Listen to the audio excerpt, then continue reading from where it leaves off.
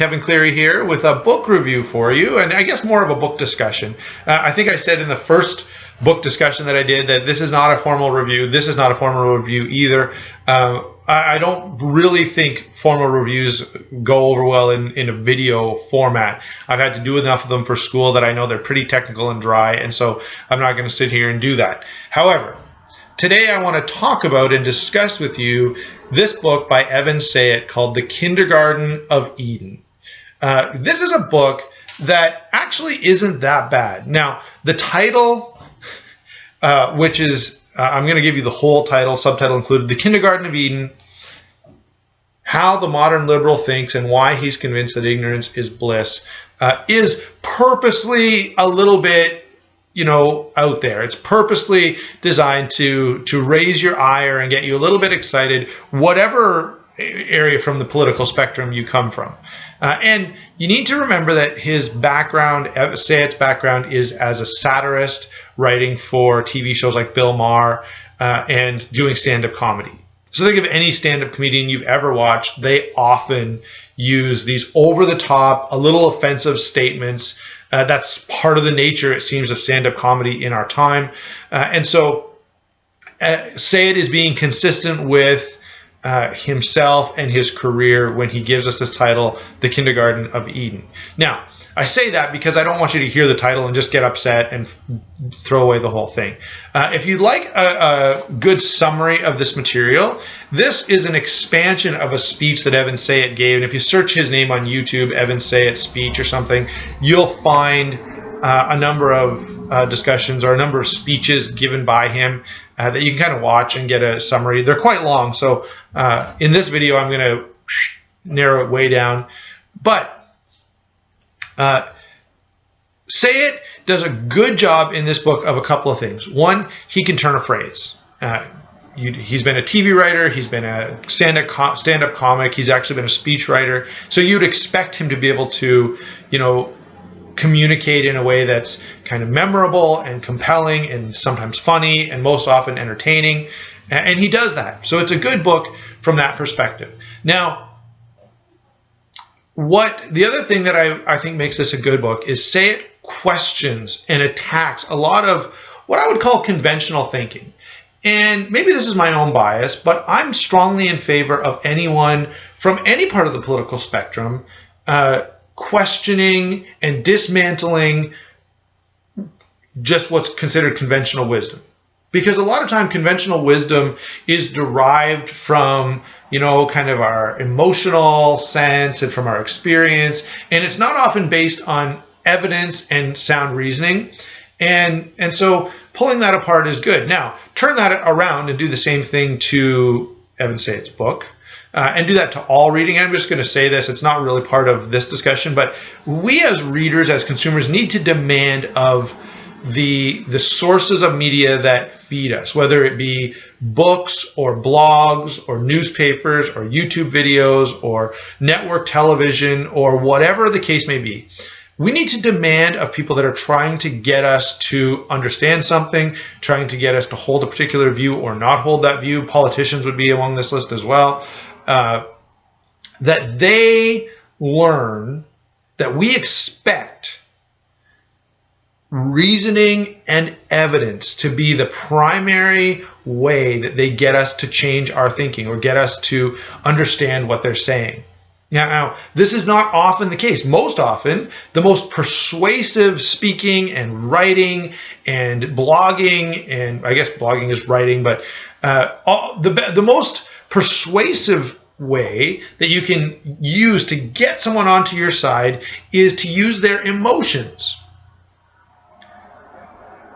And frankly, I don't like that. I don't think it's a valid way of persuading anyone of anything. Because, now, emotions are completely a legitimate part of human experience. We need to identify with them. We need to be empathetic about how people are feeling. We need to be able to experience emotions ourselves if we're going to fully understand a situation. However, I don't think emotion is an experience, is an appropriate reason to change your beliefs and practices about something. It's just not. The only legitimate reason to change what you believe and change what you practice is because empirical evidence and sound reasoning have convinced you to do that.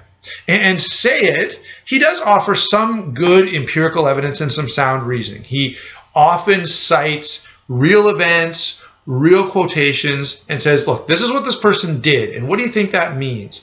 And so that's legitimate. Now, on the other hand, his more satirical, emotional, excitable style is not right based in what I've been saying, sound reasoning.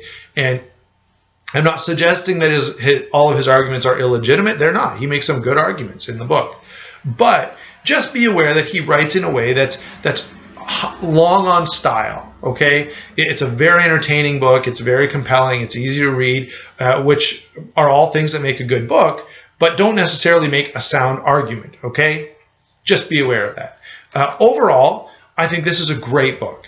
It was very entertaining. It examines a lot of ideas and ideologies that are common in our culture, and some of which I think are problematic. For example, he makes a great point when he says, we in our society have decided that the greatest sin, the worst thing you can do, is discriminate. And because of our desire to not discriminate, we have become completely indiscriminate. Well, what a turn of phrase, right? But it's so true. And we've moved away from any ability to examine something and make a judgment call about it. Even if it's a fairly easy judgment call to make, we don't want to do it. And so he does a great job of that. Now, I think there are these 4 laws of modern liberalism that do a great job of sort of summing up the purpose and the point of Say It's book. And so I'm going to read them to you to give you a good sense of what he's saying and why he's saying it.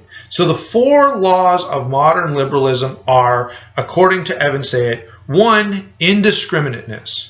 The total rejection of the intellectual process is an absolute moral imperative. What he means is modern liberals don't want to think things through and examine their convictions and beliefs and practices. 2, indiscriminateness of thought does not lead to indiscriminateness of policies. Okay, so indiscriminateness, number 1. In the second law, he says that indiscriminateness doesn't translate into policies. You'd think policies would be all over the place. No, it leads to siding always and only with the lesser over the better, the wrong over the right, and the evil over the good. That means indiscriminate demands that you side with the wrong side, with the bad side of any discussion. Okay? Third, modern liberal policies occur in tandem. Okay? Modern liberal policies occur in tandem. Each effort on behalf of the lesser is met with an equal and opposite campaign against the better. So, each effort on behalf of the lesser is met with an equal and opposite campaign against the better. Finally, number 4, the modern liberal will ascribe to the better, that is, good, right things, the negative qualities associated with the lesser, while concurrently ascribing to the lesser the positive qualities found in the better. That is, they're going to call good bad, and they're going to call bad good. Okay? And by the way, Scripture describes this situation. Woe to those who call evil good and good evil, right? But Sayet makes the accusation that modern liberal thinking will do exactly that in every case. And here's one of the things that I agree with strongly in this book. Whether you bring up almost any moral situation, whether it be abortion, sexual immorality, adultery, in homosexuality. In every one of these cases, Sayet's point is exactly right. Modern thinking is to call what's morally wrong right, to call what's morally evil good, and then to attack and criticize and debase those people and those ideas that actually are morally good. And for a perfect example, if you say, you know, sexuality outside of marriage between a man and a woman is wrong, my goodness, think of the backlash you will get in our society today. And so one of the things I found compelling about this book is that even when I really wanted to disagree with him, I found myself going, he might be right about this. Now, I don't think he's right about every single point he makes. I've never read a book where I thought the author was right about every single point he makes, but he does present some interesting and challenging ideas. And so I'm going to suggest whatever your political leanings are. If you're in Canada, you know, if you're PC or Liberal or NDP, if you're in the US, if you're a Tea Party or Democrat or Republican, read this book and examine what he says and ask if it's reasonable or unreasonable. Now, probably there's some stuff in here that'll upset you. There's some stuff that upset me, but that's okay. I think part of a good, healthy reading diet is to get a hold of some stuff that's a little bit challenging and upsetting. So overall, I'm going to say this is a good book. It's not a detailed argument of any of these particular points that he makes. He mostly uses stories and incidents to make his points, which is fine, but it certainly makes the book more entertaining, but maybe detracts a little bit from the argumentation side or the quality of the argumentation in the book. What I'm going to say is this book is entertaining. It's a little bit challenging. It's kind of fun.